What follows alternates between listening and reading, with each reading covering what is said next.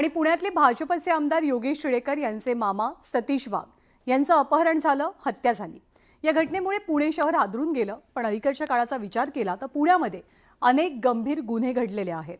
त्यामुळे पुणे शहरातल्या पोलीस यंत्रणेवरतीच प्रश्नचिन्ह निर्माण केलं जात आहे। पुण्यात गुन्हेगारी वाढली, पोलिसांचा वचक संपला, पोलिसांच्या भूमिकेवर सवाल। सतीश वाघ यांचं अपहरण करून खून करण्यात आला।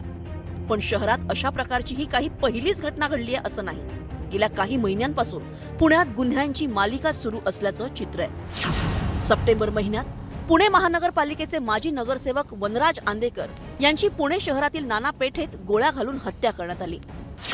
3 ऑक्टोबरच्या रात्री बोबदेव घाट परिसरात एका कॉलेज विद्यार्थिनीवर बलात्काराची धक्कादायक घटना घडली।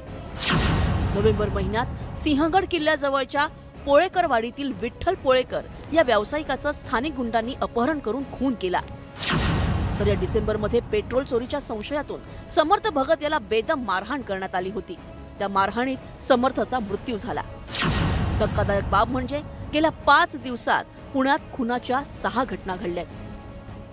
अलीकडच्या काळात पुणे शहरात गुन्हेगारी वाढल्याचं चित्र आहे। गुंड टोळ्या सक्रिय झाल्या आहेत, तर कोयता गँगनं पोलिसांसमोर आव्हान उभं केलंय।